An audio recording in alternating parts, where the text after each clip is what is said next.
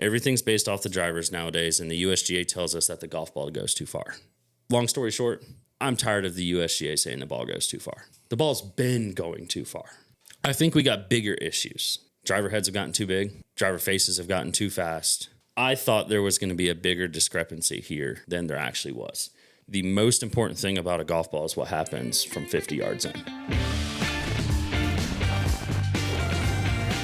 Pretty exciting day for us here in the studio.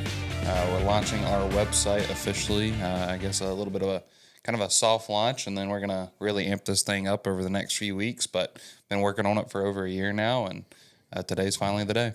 Yeah, so for those of you, I mean, it's been a big project for us, but we've been a Wilmington local-based company, so those that are from around here, you've came, got fit with us, bought club with us. Well, now we'd still love for you to come get fit with us, but if you're not from around here, you want us to build your clubs, you can go on our website, and any golf dreams that you have, we can make happen and build some clubs for you, which is pretty cool. Yeah, because up until this point, what's happened is people have watched our YouTube content. They've sent us an email or call. Yeah, we're still doing it over email and things like that. And now it's miles through Instagram, and it's pretty easy. All you do is click on what head you want. If you want a stock build or custom build, and if you go on custom, you literally click head, shaft, grip, ferrule, and boom, you're done. Yeah, I mean, fully custom. Like, we can truly make the clubs whatever you want, and that's and we'll stand on our build quality over others for sure. So if you want to check it out, link is in the description below, and then let us know what you think. Buy a club. Yep. Or multiple. So, but let's roll in, because what we got in front of us here, it's we got a 2007 dozen Pro V1s, and then we have the 2025 Pro V1. And we figured this would actually be a good week to talk about this. This was I would say like a thrift shop find from my dad not too long ago, and they're brand new, unopened, and we were like, I wonder how it compares to the newer one, and we were just kind of waiting for the right time. And then this past week, the PGA Tour played Philly Cricket Club, which is one of the best, old school clubs. And Rory made some pretty big headlines saying that the modern technology has pretty much made these cool old courses obsolete. Just essentially saying, every bunker he could fly is 325, and just really got players thinking that, if we want to have access and you want the best players in the world to kind of showcase what makes these old courses so great, the USGA will say we got to do something about the golf ball. So we figured this would be kind of the perfect opportunity to see a golf ball that's almost 20 years old. almost 20 years old. If there's much of a difference. Now I used my 60-degree 7-iron driver, hit shots with each one. We're going to kind of compare and kind of see if there's any difference. But what do you make of the comments kind of about going out about the golf ball right now? Yeah, it goes back to, we've talked about it enough, but golf courses have gotten significantly easier for the tour, which is, I think, a big part of it, as well as golf fitness. If you look at the fairway width on tour in the 90s, 80s, it's half the size of the fairways they're landing on now. And, of course, honestly, with how good agronomy's gotten, you got to give superintendents credit, too. The amount of hybrid grass seeds that are coming out. Greens have gotten firmer. Faster, truer. It's just, there's a lot that's going into it that's more than just equipment. Yeah, and I will say this, the golf ball is the biggest focus right now. And I'll say my piece on what actually is the reason why the golf balls are going so far. But I think kind of with what Rory was trying to say, those old courses, they're trying to put you in a certain spot to then, hit an iron from there.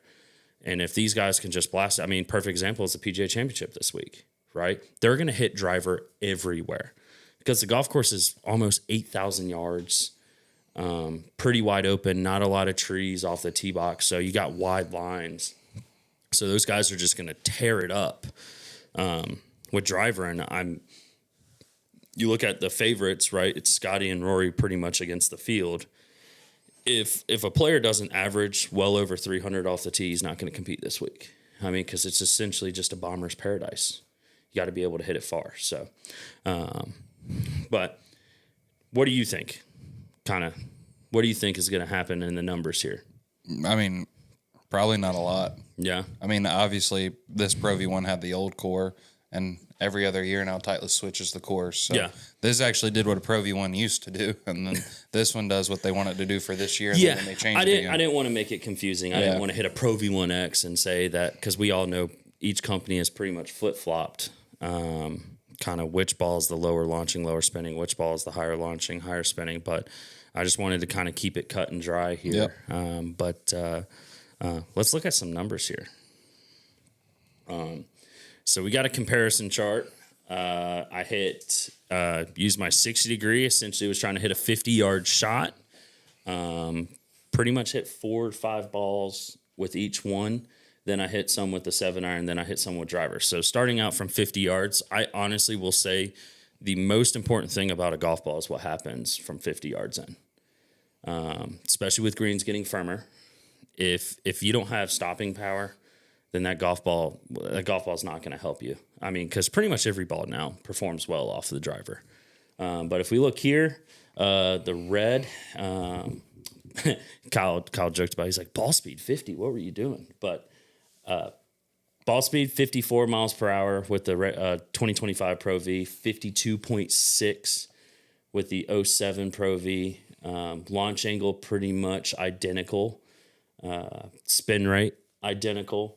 And then carry, I honestly was hitting it consistently past the flag with the new Pro V, and then I pretty much went 49, 50, 50, 50 with the old Pro V. So clearly the ball speed difference is kind of why, I struggled kind of over launching that 50-yard wedge. But are you surprised to see pretty much identical numbers from Not 50 really. yards? No. Yeah. It's not like that 07 Pro V is like a dinosaur technology. Nope. Like we talked about, I could put lethals in my bag right now from TaylorMade and be perfectly fine. Yeah. What was that? That was a 2014 ball, 2013. Okay, let's move to 7-iron. 7-iron here, 2025 Pro V, 122 ball speed, 19-degree launch, 5,800 spin, 173 total.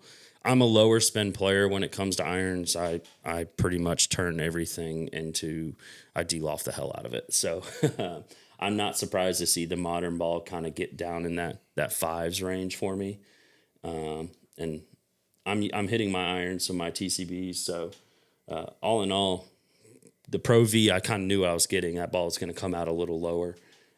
Then the 07 version, 120 ball speed actually up. Launch angle the exact same, spin rate 500 RPMs more, and pretty much identical carry. So that was actually surprising to me.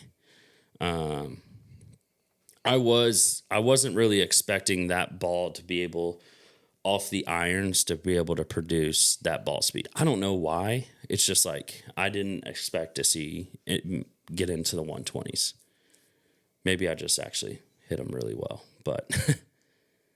Does that surprise you at all? No, I think it also shows the difference in the core, and what they've done is softer core, firmer core, more spin, less spin. You make it sound so easy, dude. Come on. It's hard enough. Driver numbers. This is where we see a little bit of a difference, but average 166 ball speed with the new Pro V, 162 with the old. Pretty much identical launch. The new Pro V a little lower, but spin rate 2,300 with the old, or with the new 22 with the old. Pretty much identical carry. So does the new golf ball technically go further? I mean, 2 yards technically. And we're supposed to sell balls, right? We're supposed to sell balls, but everything's based off the driver nowadays. Because that's the problem, right? Mm-hmm. Everything's based off the drivers nowadays, and the USGA tells us that the golf ball goes too far. So the golf ball's been going too far for 20 years. Yeah, it's not the problem. No, I don't think the golf ball is a problem, right? Because what ball are they pretty much using right now for the players testing for the rollback that goes into effect next year? it's like the 28, like technically the new Chrome Soft would pass, would be conforming with the new rollback. Do you think those guys are going to hit that new Chrome Soft any shorter? No. Gosh, no. Efficiency. Right. And I know I'm a little bit different, right? I'm minimally 12 miles per hour under PGA Tour ball speed, like what those top guys are doing. So like, yes, their numbers might change drastically just because they're at a higher speed, but I don't think and I hate to say this, but like, I'm not going to sit here and say the new Pro V1's way better. On paper, it's not. On paper, it's not. 20 years, Feel wise, I mean, I'm so used to hearing this sound compared to this one. It was almost like a thud.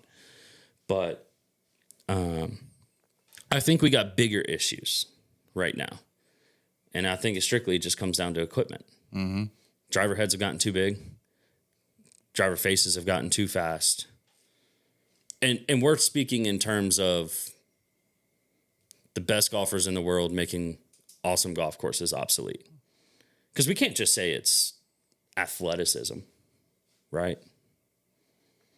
And that's kind of where I tie into this of I thought there was going to be a bigger discrepancy here than there actually was. Now, 4 miles per hour ball speed off a driver, technically speaking, if it's not fit correctly, I mean, that ball could go 15 to 16 yards of difference between the two. But I didn't sacrifice spin. I actually launched it higher with less spin, so it just found a different way of getting out there. Correct. So, all in all, I think I was just curious once we found these balls kind of at the thrift store to see kind of how it would compare. And obviously, since we have the GC Quad, it's so easy to go from. Yeah, because these are live numbers. Yep. I mean, that's what was surprising to me. I thought there was actually going to be a difference. Did you think there was going to be a difference, Miles? 100%. I mean, and now that being said, let's just say you find an old Pro V that's been sitting in the mud. A completely different circumstance. It's been in the woods for maybe, who knows, a couple weeks. That's a little different, but straight out of the box, brand new. What? Oh, we should test like actual weathered golf balls versus. Oh, it would be. You can make. I say you have more than 5 in your golf bag. We can make. We can definitely. You would easily be able to see in like 2 swings a difference. Now, that being said, where golf balls have definitely kind of changed is the cover, what they're using for the covers. Durability, right? So I'm sure if I went out and hit chip shots with both of these, I'd probably tear the cover off the old one. Actually, I don't know. I don't know. Don't know until you try. But I'm not going to... Long story short, I'm tired of the USGA saying the ball goes too far. The ball's been going too far. I mean, what distance did Jack hit it with a persimmon wood? He averaged like 280. Yeah, 300 yards. Yeah. So in 40 years, picking up 12 yards is an issue. Yeah, so for those for pretty much 99% of our listeners that are everyday golfers, what can they learn from this? That the USGA is not there to help them play better golf. Yeah, so don't worry about what they're going to do, what they're saying about the golf ball. Don't let the touring professionals tell you the ball goes too far, because at the end of the day, the drivers go too far. The drivers themselves for that swing speed category. Yep. For that category. I think that this shows that if you just play a quality golf ball that's made out of quality materials, it can perform for you. Which we got a lot of traction on our ranking podcast of golf balls. We left a lot of golf balls off there on purpose. But hey, one of the balls that we gave praise for that we don't even sell in the store is now a tour winner with the Max Fly. So pretty cool. Mm-hmm. What do you have to say to that? That people didn't listen to that episode and made funny comments, but if you actually listen to the compliments we gave, like anything, like I said, I mean, there's a lot of, I mean, again, I think for me, top 3, Lethal from TaylorMade, the Nike resin, which is the one platinum. I like the Rory, platinum. before Nike shut down, had him make 40 dozen balls to play. And then, honestly, the 2013 Pro V1. Yeah. Those would be my top three if you could bring one bring a ball back. Those would be my top three. Yeah. I will say this. I've been playing a Callaway ball now for the last 4-5 years. I haven't played a Pro V on the golf course. Hitting both of these kind of made me want to play a Pro V again. I just like how soft if they feel off the face, which I'm playing the Triple Diamond. I'm playing one of the firmest balls on the market. But anything else to tie into this? Nope, it was fun. It was cool. Yeah, let us know what you guys think. They will. Well, let us know what you think. If you have some old Pro Vs that are collecting dust in your closet, and you're going to play a golf course where you're going to use them, I'd highly recommend you. Just for fun. Why not? Just go use them. Because I don't think you'll be disappointed, and I don't think you'll truly be able to tell a difference. Now, if you're actually comparing apples to apples. Now, if we hit this Titleist compared to a Callaway, we're probably going to see a difference. So we'll leave it at that. We don't have any show and tell for you guys today. Perfect. We'll spend a few minutes about our local major championship then. Yeah. Quail Hollow. Yep. So it's PGA Championship week. We're going to keep this short and sweet. Who do you think is going to win? Not Michael Bly. No, it would be me. Yeah. What? What? Winning? It'd be cool if Justin Thomas, obviously, he's got a good track record there. Jason Day. It went in? Yeah, it went in. But I would feel so bad for Rory for having to deal with that. I would say JT or Jason Day would be a good pick. I mean, obviously, I'm not going to pick Rory just because everybody's already basically handed him the trophy. This is his second home. Yeah, everybody's already handed him the trophy anyway. But I would say Justin Thomas would be really cool, especially coming back out of the struggle bus. Jason Day. And then let's throw a... Who's going to win? Rattles off 9. Yeah. So I would say one of those Jason Day after withdrawing last week. There's something weird going on in Philly. There's a lot of withdrawals. I would say Justin Rose, but he withdrew. Yeah. Oh, yeah. Yeah. Oh, yeah. He's his ball striking hasn't been doing well. He's missed cuts, things like that. A bug. I said the betting odds are it's pretty much Rory or Scotty and Rory are the favorites, and then the next is miles behind. I will probably take Scotty and Rory versus the field. I think one of those two players are going to win. It's going to be a ball striking golf course, so whoever's hitting their long irons the best, whoever's hitting their irons you don't have to hit it good off the tee here. That's just Quail Hollow. I'm going to be the first to say it's a boring ass golf course.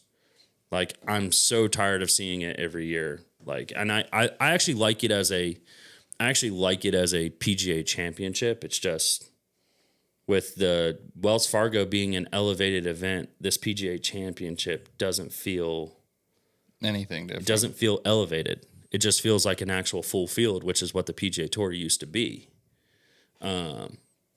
Now, mini rant done there. I wouldn't be surprised if Justin Thomas plays well. He's been trending. Obviously, he finished putting well, too. Obviously, yeah, he finished tied for second this past week. Most likely, possibly should have won. He just didn't make anything on that back nine, but he was playing really solid. At the Truist. Yeah, because there was 2 events going on. Oh yeah, and then we had the Myrtle Beach Classic, the one flight Myrtle Beach. But I'm excited. I don't think we're going to see a shootout per se, but I think it's a Scotty Rory show. I mean, I'd like to see it happen, but and hopefully he plays better than last week. But I caddied in Myrtle Beach Classic Pro-Am, and we had Taylor Moore. And is he playing? Yeah, watching him swing a club does not suck. It was awesome. Yeah, I don't know. I don't think we're going to see a random winner. This golf course doesn't really produce that. At Rory And I think it's Country just, Club. I just think it's because it's massive. Like Max Homa's played well there, obviously. Well, and he's been actually playing pretty good, surprisingly. Yeah, he's been putting up some good scores, but I think you have to have a different firepower. I mean, you got to, especially with it being super wet right now. Mm-hmm. We've had a ton of rain. Did you see that photo of Hideki on the putting green yesterday? Just like, obviously, we finally gotten rain here in coastal Carolina, which is, we needed it bad. But it was like the practice putting green was underwater. Hideki's out there hitting putts, caddy holding the umbrella. Like we've all played in the rain and gotten soaked, and you just finally reach a point to where you're like, screw it. We're just going to hit putts and get drenched. But Hideki's out there practicing, and everyone's like, what could he possibly be working on right there? I mean, he's probably testing one of his 40 putters that he has on the putting green. But I'm excited to watch some golf this weekend. It's a major championship. Yeah, home event, which is nice. Everyone's forgetting about, does Jordan Spieth finish the Grand Slam this week? No. I don't think that's happening. Does he make the cut? He's trending. Yeah. He's trending, but I just think he's not. He doesn't have it off the tee. Well, it's like they said, his iron ball striking 10 years ago compared to now, it's not even remotely close. That's what's killed him. It's not been putting, even though he's been experienced. I mean, pretty much when his proximity what was his stretch? His stretch was 2014 to 2018. Played some of the best golf ever, and he was making everything. But his ball striking was never like top tier.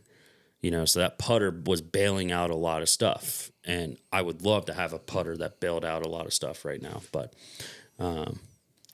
I don't think we're going to see a Grand Slam finish this week. If it does happen, I mean, it'll be the year of history. Yep. Two Grand Slams and 2 majors in a row. Yeah, but let us know who you think's going to win. If you're out at Quail Hollow, it's a great course to watch the tournament at. Enjoy the Green Mile. Hopefully you don't get wet. Enjoy some Bojangles. Yep.